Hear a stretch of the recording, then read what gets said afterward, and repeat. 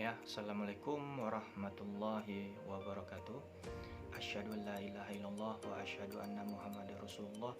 Allahumma sholli ala sayyidina Muhammad wa ala ali sayyidina Muhammad.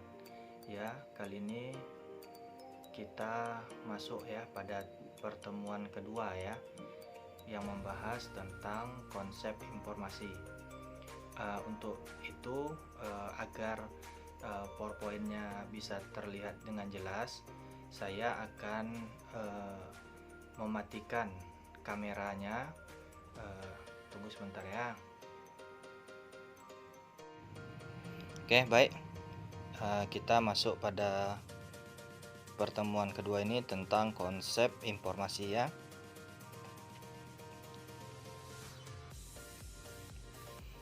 Jadi kita harus tahu apa itu informasi ya.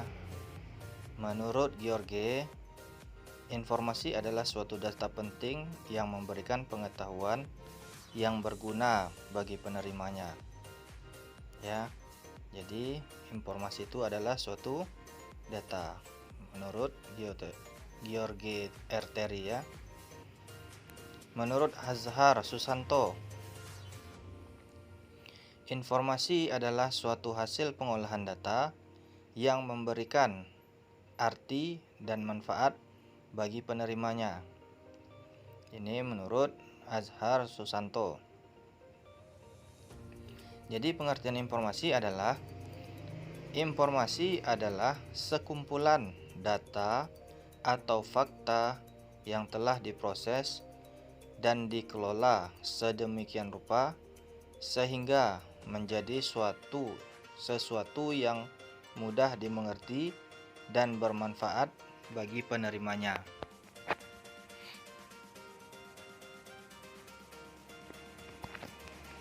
Itu ya. Nah, terus kita masuk ke pemanfaatan informasi untuk mendukung kinerja perusahaan. Jadi apa manfaatnya? Ada 4 hal pemanfaatan informasi mampu memperbaiki kinerja dari perusahaan ya.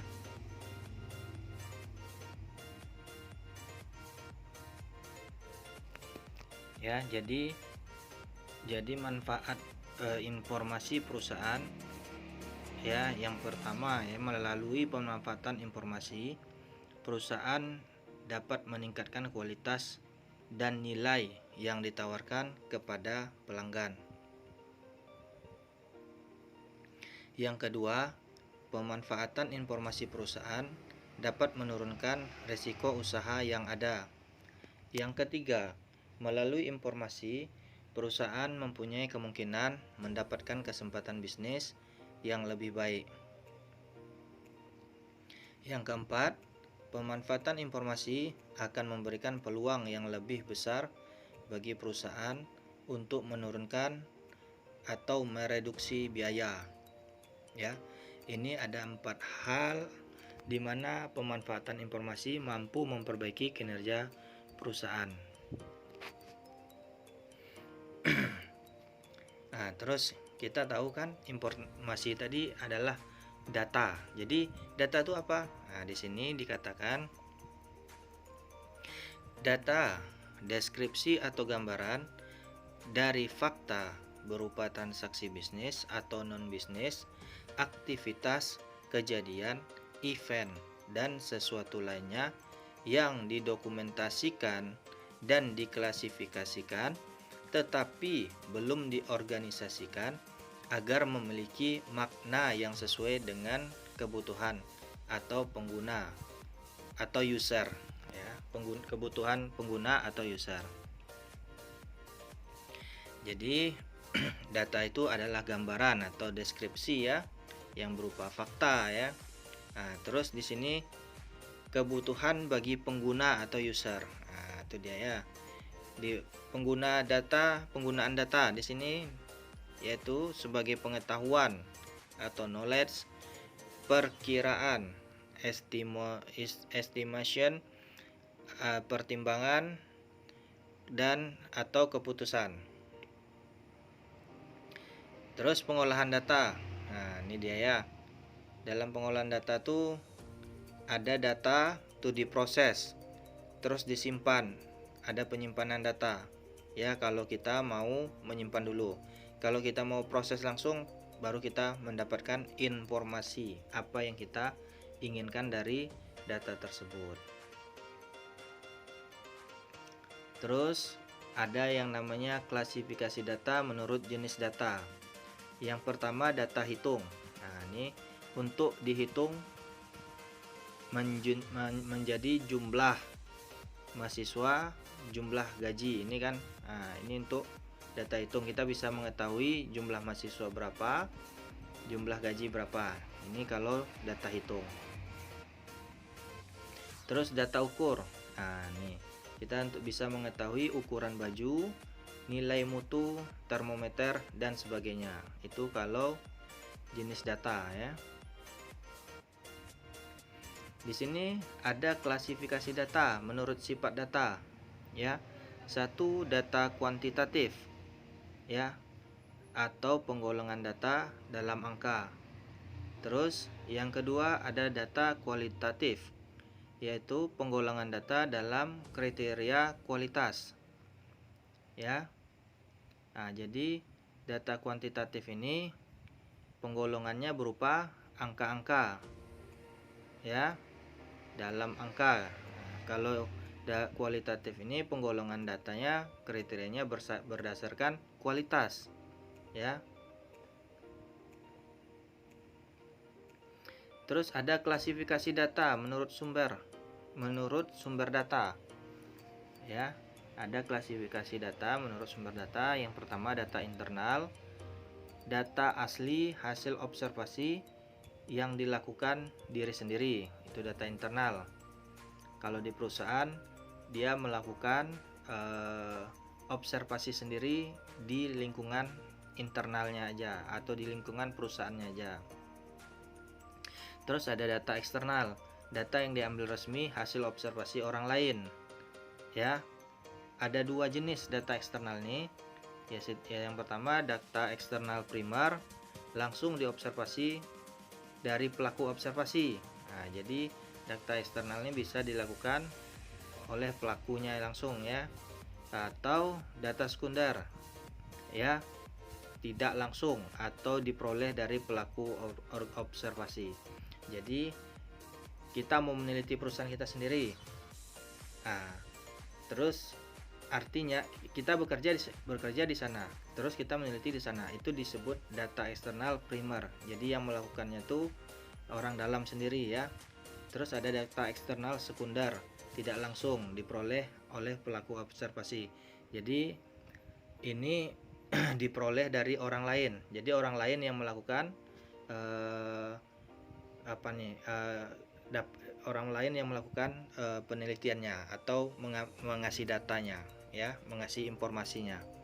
Kalau ini yang data primer ya, yang data yang kita punya dari perusahaan kita sendiri, yang itu yang kita olah. Nah, itu dia disebut data eksternal primer dan data eksternal sekunder. Terus ada pengolahan data.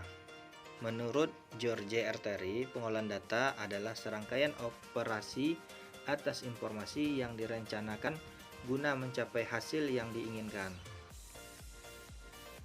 Dengan kata lain, pengolahan data merupakan suatu proses atau langkah yang dilakukan dengan suatu sarana yang memungkinkan untuk membuat suatu data atau mengubah suatu data agar dapat digunakan untuk tujuan tertentu. Dalam artian ini, pengolahan data dapat dilakukan dengan sarana komputer maupun secara manual. Ini dia ya. Data itu bisa kita lakukan secara manual, bisa juga secara komputer ya, dalam proses pengolahan datanya. Tujuan pengolahan data. Nah, ini dia. 1. Untuk mengolah transaksi-transaksi. 2. Untuk mendukung pengambilan keputusan. Contoh pengolahan data. Nah, ini dia ya. 1. Perhitungan. Nah, setiap perintah pembelian atau penjualan menyebutkan dan menjelaskan jumlah item-item yang dibeli atau dijual dengan mencantumkan harga masing-masing item secara total harga seluruh item yang dibeli. Nah, ini perhitungannya ya. Kalau contoh pengolahan data dari segi perhitungan ya. Ini yang kedua dari komunikasi ya. Setiap pemesanan yang dikirimkan kepada pelanggan atau kepada perusahaan yang menjadi supplier pemasok barang tersebut. Ya, ini setiap pesanan yang dikirimkan. Nah, ini ya. Itu harus dicatat ya. Jadi diolah datanya nih. Berapa yang memesan hari ini. Jadi kita bisa tahu kedepannya kita mau memproduksi berapa banyak ya. Nah, terus yang ketiga, pencatatan dan pengarsipan. Nah, catatan atasan pemesanan, penerimaan barang, kewajiban untuk membayar barang-barang yang telah dibeli dan pembayaran yang dilakukan, kemudian dan catatan tersebut harus disimpan pada tempat tertentu sehingga laporan tersebut diarsipkan berdasarkan suatu cara yang telah ditentukan sebelumnya. Jadi diarsipkan ya data tadi. Terus ada pengkodean atau pengkodean atau coding ya. Barang yang akan dipesan harus diklasifikasikan ya dengan memberi nomor identifikasi. Nah, jadi barang yang akan dipesan tuh harus diklasifikasikan dengan memberi nomor identifikasi ya. Jadi misalnya barang tadi itu ceret. Nah, ceret tuh harus sejenis ya. Terus beri nomornya ya. Jadi kita mudah dalam mengidentifikasinya. Selanjutnya penyortiran. Nah, penyortiran akan faktur dan mengarsipkan secara manual dalam pengolahan data secara elektronik. Nah, ya, elektronis atau elektronik ya di sini ya. Jadi perlu ada sortir ya secara manual dalam pengolahan data ya secara elektronik. Terus ada pengiktisaran. Nah, ini suatu daftar dari seluruh fakta yang dibayar pada tanggal tertentu, nilai setiap faktur, serta jumlah total yang dibayarkan merupakan iktisar dari transaksi usaha kelompok. Itu dia ya. Terus selanjutnya, nah, ini ada fungsi informasi. 1. Ya, fungsi informasi menjadi sumber pengetahuan baru. Contohnya, informasi mengenai cara mengatasi masalah kesehatan yang didapatkan dari konten-konten internet. Nah, itu dia ya. Jadi kita mau mencari ya apa sih sekarang yang lagi tren kan virus corona ya. Nah, bagaimana mengatasinya? Terus kita lihat konten-konten di internet, banyak yang kita peroleh informasi-informasi tadi ya. Ada salah satunya kita harus meminum vitamin C ya untuk menjaga kesehatan kita. Nah, itu salah satu contoh ya. Yang kedua, menghapus ketidakpastian ya. Untuk menghapus ketidakpastian tersebut, maka diperlukan informasi lengkap dan valid dari sumber terpercaya. Jadi, informasi tadi untuk bisa menghapus ketidakpastian tadi. Jadi, informasi yang diperoleh itu diusahakan harus valid ya dari sumber yang terpercaya ya. Yang ketiga sebagai media hiburan. Nah, ini dia ya. Contohnya, informasi mengenai objek wisata di suatu tempat yang disajikan dengan bahasa dan gambar-gambar yang menarik. Nah, ini dia. Informasi tadi bisa juga berupa eh, apa ya? Tempat-tempat objek wisata ya. Sekarang kan banyak objek-objek wisata yang ada di Riau bermunculan ya. Itu banyak spanduk-spanduknya ya di mana-mana tempat. Oke, selanjutnya sebagai sumber berita. Contohnya, informasi tentang Asian Games yang didapatkan dari media televisi, radio, dan situs berita online. Nah, jadi informasi Asian Games nih ya kita bisa mengetahui berapa kita mendapatkan medali emas, medali perak, medali perunggu ya di negara kita nih. Nah, itu dia sebagai sumber berita. Yang kelima untuk sosialisasi kebijakan. Ya.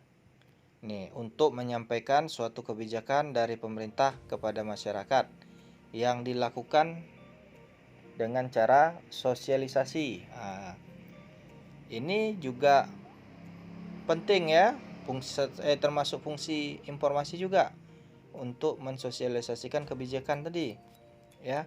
Masalah ini virus tadi ya, kita harus menggunakan masker, harus mencuci tangan. Nah, itu dia. Dan pemerintah membuat kebijakan-kebijakan seperti menjaga jarak, social distancing ya. Terus ada yang namanya sosial berskala besar ya, ada pembatasan sosial skala besar, ada pembatasan sosial skala mikro. Nah, itu dia salah satu kebijakan yang dibuat pemerintah melalui fungsi informasi tadi ya. Terus ada untuk mempengaruhi khalayak. Nah, ini dia. Informasi mengenai suatu produk melalui televisi yang tujuannya agar masyarakat mengenal dan tertarik untuk menggunakannya. Nah, ini ya kita dalam memasarkan produk. Nah, ini kita ada iklan-iklan ya. Nah, iklan tuh dibuat semenarik mungkin. Nah, itu salah satu fungsi informasi tadi ya, agar masyarakat mengenal produk kita dan tertarik. Nah, itu dia salah satunya fungsi informasi. Di dalam informasi tadi ada komponen ya. Komponen sistem informasi secara fungsional. Nah, yang pertama sistem administrasi dan operasional, mencakup bagian personalia, administrasi dan sebagainya, di mana sistem ini yang biasa dilakukan tugas-tugas rutin. Nah, ini dia ya. Kalau komponen sistem informasi secara fungsional ya. Ini mencakup personalia, administrasi dan sebagainya, di mana sistem yang biasa melakukan tugas-tugas rutin. Terus ada sistem pelaporan manajemen ya. Bagian yang bertugas menyiapkan laporan-laporan yang bersifat periodik. Terus ada sistem database, sejumlah perangkat keras dan lunak komputer serta pemakai yang secara terpadu bekerja menggunakan kombinasi dari database, paket database, manajemen dan pengguna lainnya. Sistem ini berfungsi sebagai tempat penyimpanan informasi. Terus ada sistem pencarian, berfungsi untuk memberikan informasi yang dibutuhkan guna pengambilan keputusan ya. Terus ada manajemen data, ini berfungsi sebagai media penghubung antara komponen-komponen sistem informasi dengan database dan antara masing-masing komponen sistem informasi. Oke ya, ini dari kelima inilah termasuk komponen sistem informasi secara fungsional.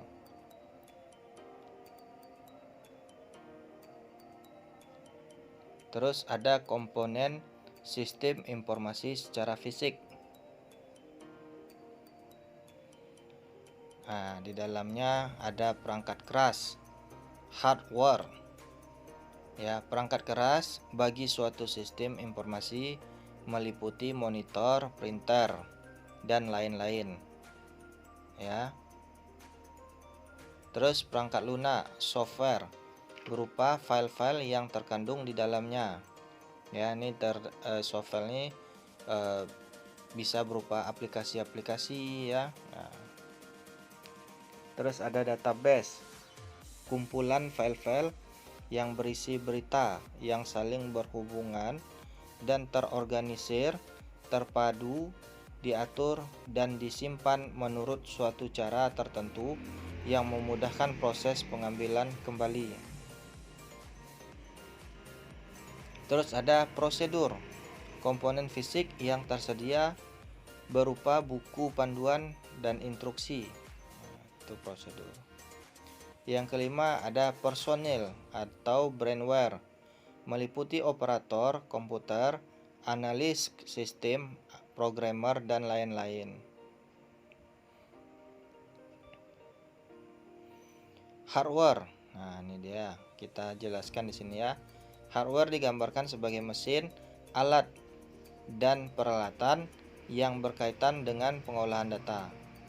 Jadi, hardware ini ya sebagai mesin ya atau alatnya ya dalam pengolahan data ya. Terus yang kedua digunakan untuk menunjukkan fungsi penyiapan data, input data, perhitungan, penyimpanan, dan menampilkan output. Nah, itu guna hardware tadi ya. Terus ada komponen hardware. Nah, ini kita harus tahu komponennya. Ada CPU, Central Processing Unit, memproses data dan mengendalikan komponen lainnya dalam sistem komputer. Ada Storage Unit untuk penyimpanan data baik bersifat temporer atau sementara ataupun permanen. Ada Input Device, memasukkan data, merubah data untuk memproses dalam komputer. Ada output device ya, menampilkan data dalam bentuk yang dipahami user. Terus ada telecommunication device, yaitu mengendalikan peralihan informasi, menghubungkan berbagai unit komputer dalam suatu jaringan. Nah, ini dia ya yang saya jelaskan tadi ya. Gambarnya gini. Ada input device. Input device itu berupa keyboard, optical reader, magnetic reader, voice input device, pointing. Terus ada CPU, central process. Nah, central process ini untuk memproses dan mengendalikan komponen lainnya dalam sistem komputer. Di dalam central process ini ada CPU, ada control unit, ada arithmetic logical unit, ada primary stroke. Terus ada secondary stroke atau magnetic disk. Di dalamnya ada magnetic disk, ada magnetic tape, ada optical disk. Di sini untuk penyimpanan data baik yang bersifat temporer atau sementara atau permanen. Ya. Terus ada output device. Nah, di dalamnya ada display atau monitor, printer, ya, ada plotter, ada voice out device, ada microfilm. Nah, di sini di bawahnya ada communication device. Ada modem, telepon, channel, ya, multiplayer, cluster control unit. Ini untuk mengendalikan perolehan informasi, menghubungkan berbagai unit komputer dalam suatu jaringan. Nah, ini contoh hardware tadi ya. ada printer, ada monitor, ada keyboard, ada speaker, ada CPU, ya. Ini ada printer, ada USB, ya.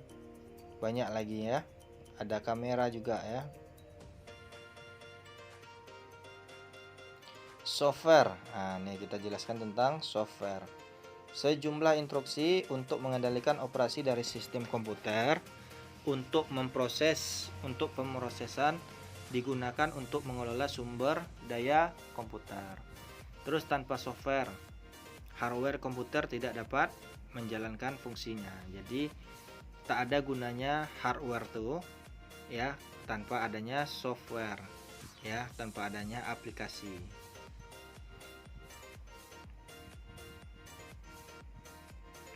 Fungsi software itu mengelola sumber daya komputer, menyediakan sarana bagi pengguna untuk memanfaatkan sumber daya tersebut sebagai perantara antar informasi yang disimpan dan penggunaannya individu atau organisasi. Terus ada jenis software, ya. Jenis software ini sistem software pemrograman umum yang mengelola sumber daya komputer dan mengendalikan akses pada hardware. Example, di sini software sistem operasi. Contohnya software sistem operasi. Terus ada aplikasi software. Ini berkaitan dengan pencapaian tugas dari pemakaian komputer. Nah, ini ada contohnya menggunakan pengelolaan kata, ya, biasa digunakan Microsoft Word. Pengelolaan data biasa digunakan Microsoft Excel. Software lainnya ya, yaitu ada BIOS, drive untuk memakai komputer-komputer, ada software untuk program-program komputer. Nah, ini contoh software ya, ada aplikasi-aplikasinya ya. Ada browser, ada pesan ya, banyak ya. Nah, nih, sistem operasi adalah komponen mengolah piranti lunak dasar tersistem sebagai pengelola sumber daya perangkat keras komputer atau hardware dan menyediakan layanan umum untuk aplikasi perangkat lunak. Di sini juga disebut brainware, manusia yang terlibat secara langsung dengan pengelolaan komputer. Jadi kita yang menggunakan langsung ya komputer tadi itu disebut brainware. Para spesialis yang bertanggung jawab dalam penerapan dan menjalankan informasi tersebut. Para spesialis, ini informasi spesialis ya, ada sistem analis bekerja dengan pemakai dalam mengembangkan sistem baru dan memperbaiki sistem lama yang ada sekarang. Terus ada database administrator, pengelolaan database, bekerja sama dengan pemakai dan analis sistem dalam menciptakan database yang berisi data yang diperlukan untuk menghasilkan informasi bagi pemakai. Nah, ini dia contoh database tadi ya. Ada mata kuliah. Nah, di sini ada nama mata kuliah, di dalamnya ada SKS, ada semester. Nah, ini ada juga jurusan. Ada kode jurusan, nama jurusan, jenjang, dan nama ketua jurusan. Terus ada dosen. Nah, ada NIDN, namanya, tempatnya ya. Terus ada mengajar. Ya, ini ada tahun akademik ya, ada hari, jam ya. Nah, ini semuanya saling terintegrasi. Yang dalam kotak-kotak nih itu data-data, masing-masing data. Nah, setiap data nih saling terkoneksi ya. Itu yang melaksanakannya adalah analis tadi ya. Nah, ini para analis, para spesialis informasi, para spesialis. Nah, ini informasi spesialis. Ada network spesialis, spesialis jaringan, bekerja dengan analis sistem dan pemakai dalam suatu jaringan komunikasi data yang menyatukan sumber daya komputer yang tersebar. Ada juga programmer yang menggunakan dokumentasi yang disiapkan oleh analis sistem untuk membuat kode instruksi-instruksi yang menjadikan komputer dapat mengubah data menjadi informasi yang diperlukan pemakai. Terus ada operator, mengoperasikan peralatan komputer berskala besar, memantau layar komputer, mengatur pencetakan dokumen. Ada prosedur. Nah, ini prosedur, serangkaian peraturan yang menentukan operasi sistem komputer. Terus sebagai kebijakan perusahaan yang mengendalikan operasi sistem komputer. Example, tahapan yang harus dilakukan pemakai untuk memasukkan password dan login ya pada jaringan komputer. Terus ada database. Database kumpulan file-file yang berisi data yang saling berhubungan dan terorganisir, terpadu, diatur dan disimpan menurut suatu cara tertentu yang memudahkan proses pengambilan kembali. Terus ada sistem database, sejumlah perangkat keras dan lunak komputer serta pemakaian yang secara terpadu bekerja menggunakan kombinasi database, paket database, manajemen, dan pengguna lainnya. Ini kualitas informasi. Ya, informasi dapat berguna atau tidak berguna bagi pemakainya tergantung pada kualitas informasi yang diperoleh. Baik tidaknya suatu informasi ditentukan, ini ada 3 ya. Isi informasi, waktu penyajian, bentuk informasi. Apa itu isi informasi? Kita lihat sini ya. Isi informasi ya, di sini ada akurasi atau ketepatan, yaitu ketepatan informasi dengan objek yang diwakilinya. Lengkap bukan berarti semakin banyak semakin baik. Ya, itu dia ya. Yang penting dia akurat atau ketepatan ya. Yang kedua relevan. Ini sesuai ya. Sesuai antara informasi yang diperoleh dengan masalah yang dihadapi. Yang ketiga kelengkapan, yaitu cakup tidaknya informasi bila digunakan sebagai bahan dalam pengambilan keputusan. Yang keempat ringkas. Ya, informasi itu ringkas, yaitu jumlah informasi yang harus ditampilkan tidak berlebihan. Yang kelima lingkup atau cakupan. Ya, scope. Yaitu informasi yang disampaikan harus dapat meliputi semua objek yang disampaikan. Yang keenam ya, kinerja informasi atau performance ya, yaitu seberapa sering suatu informasi dapat berguna bagi pembuat keputusan. Terus ada waktu penyajian. Berbagai kualitas informasi yang berhubungan dengan waktu adalah sebagai berikut. 1. Ketetapan waktu atau timelines, yaitu menyampaikan informasi kepada pembuat keputusan pada saat diperlukan. Yang kedua, keterkinian atau currency. Informasi yang diberikan harus yang terjadi sekarang. Yang ketiga, ada frekuensi, yaitu informasi yang disampaikan kepada manajemen harus sesuai dengan frekuensi pembuatan keputusan oleh manajemen. Terus 4. Cakupan waktu atau time period ya, yaitu informasi yang diberikan harus sesuai dengan waktu dalam pembuatan keputusan. Selanjutnya nih ada jenis-jenis sumber daya informasi. Di sini ada 7 ya. 1. Perangkat keras komputer, 2. Perangkat lunak komputer, yang ketiga para spesialis informasi, yang keempat pemakai, yang kelima fasilitas, yang keenam database, yang ketujuh informasi. Di sini ada bentuk informasi ya. Bentuk informasi ini ada kejelasan, yaitu seberapa jelas informasi dapat dipahami. Yang kedua, detail, yaitu laporan harus ditampilkan atau dapat disediakan bila dibutuhkan. Yang ketiga, urutan atau order, ya, yaitu urutan yang dapat diurut dari urutan nama dengan abjad atau angka atau urutan tanggal. Yang keempat, penyajian presentasi, yaitu penyampaian informasi dengan menggunakan grafik, warna, dan kata-kata dengan perbandingan dengan garis, runtutan, dan sebagainya.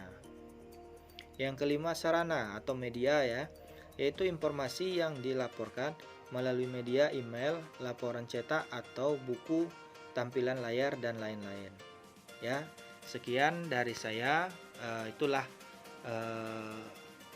pertemuan kita kali ini di sesi kedua atau pertemuan kedua ya, mengenai konsep informasi ya. Saya akhiri, assalamualaikum warahmatullahi wabarakatuh.